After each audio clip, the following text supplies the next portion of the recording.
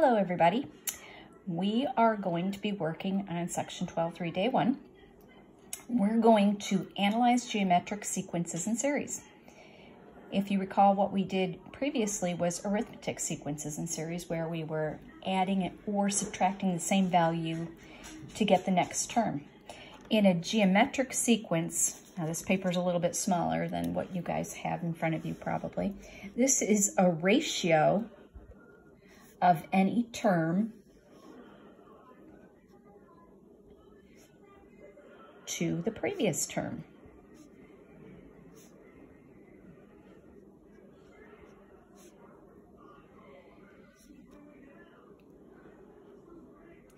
And it is a constant. Hey, could you turn the TV down a little? I know you guys heard that. The common ratio is the number you multiply by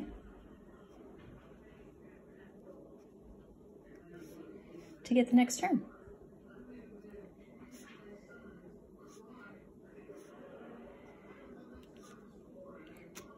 For those of you who are fans of Friends,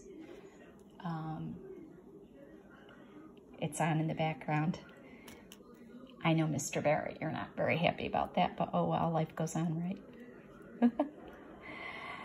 So let's take a look at an example of this. 2, 4, 8, 16, and this would go on, and R in this case would be 2. Sorry, things got a little bit ski-hawed. Let me fix this. Did not even notice that. Apologize to you guys for that. So we're multiplying by something to get the next term. Now we want to figure out, is this a geometric sequence? So what do you have to do to get from the next one? Well, it would have to be a multiple. So 4 divided by 2 is 2. 8 divided by 4 is 2. 16 divided by 8 is 2. This one, 2 divided by 1 is 2. 6 divided by 2 is 3. 24 divided by 6 is 4. This is not going to work. So this is no. This is not a geometric sequence. Okay, this one. The common ratio, we're dividing by 3 each time. So the common ratio is actually a division of 3, which is 1/3. So this is yes, it definitely is. All right, let's get the rule for this. The rule for a geometric sequence is, and again, you don't have to memorize this. You can have this at hand when you do the quizzes or whatever. A sub 1 times r to the n minus 1. This is going to determine the rule. This is the first term. This is the ratio. This is however many numbers there are in the sequence. Okay, I'm just going to leave that for a second.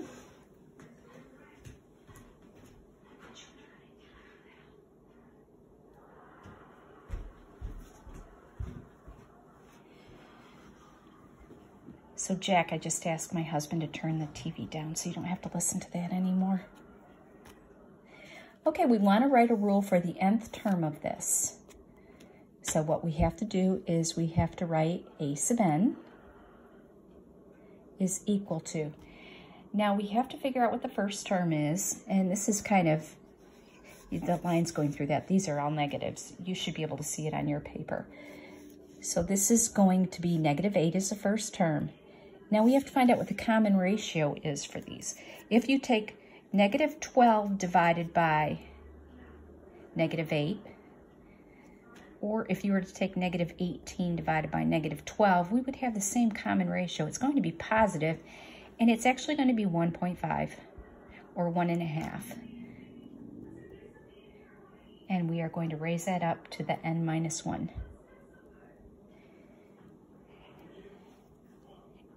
And what's not showing here on this paper is that we want to find the 8th term. What is the 8th term? So we just plug in 8 wherever we see n.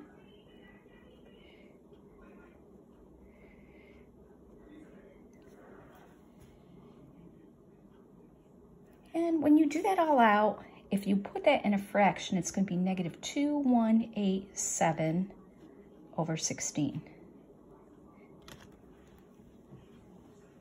So you would raise that up to the 7th power, and that's what you would get. All right, let's take a look at number 4. Number 4 says, write a rule for the nth term of the sequence and then find A6. A6. All right, well, let's figure out what's going on here. To find the nth term, we have to figure out what the first term is. That's a 1. We don't need the 1 when we do that, but let's just put it there to save the space. Now we have to figure out what R is. R. So negative 4 divided by 1 is negative 4. 16 divided by negative 4 is negative 4. So this is going to be negative 4, and it's going to be raised up to the n minus 1 power, because that's part of the rule, is the n minus 1. Then we want to find the 6th term. The 6th term is going to be 1 times negative 4 to the 6 minus 1.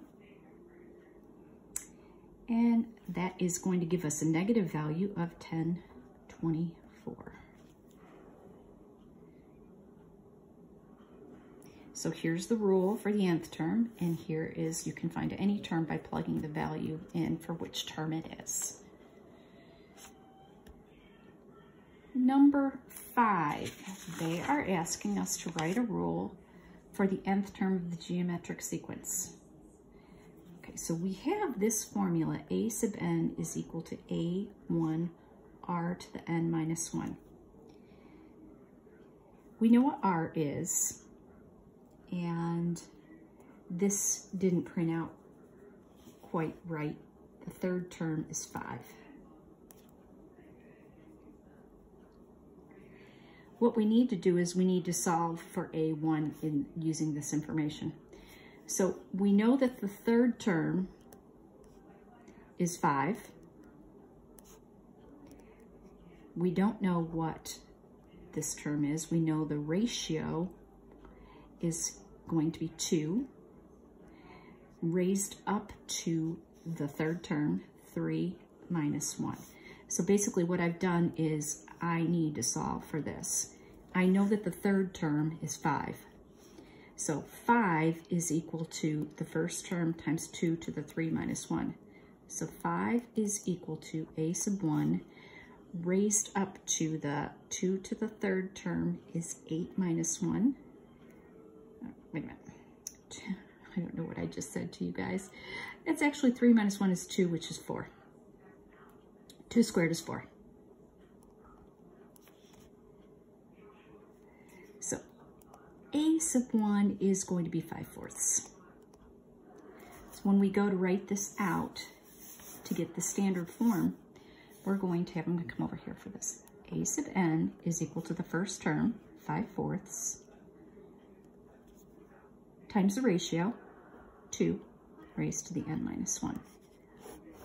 That's the final answer there. I apologize for, I don't know what I was thinking on that one. Clearly nothing. We're going to do the same thing here. And this is actually the third term also. For some reason, my printer did not notice that. So what we know is the third term, just like up here, is going to be 72. We need to find out what A1 is so that we can write the rule. 72, we know that R in this case is 6. It's the third term, so n is 3 minus 1. So 72 is going to be a sub 1, 6 squared, which is 36. Divide both sides by 36, and it comes out very nice. It is going to be 2. When we go to write the rule, a sub n is going to be the first term, which we found to be 2, times the ratio, which is 6, raised to the n minus 1. This is the general rule. Now, if we were to plug 3 back in here, we should get 72. If we were to plug 3 back in here, we should get 5. So that's how that works. I hope everybody's having a good week and that everybody's staying healthy. Hopefully it looks like maybe a few things are going to open up in the state in a few days, in a week or two. So we are looking to start to get slightly back to our normal selves. I miss you guys. You take care. Hope to be seeing you soon. Bye.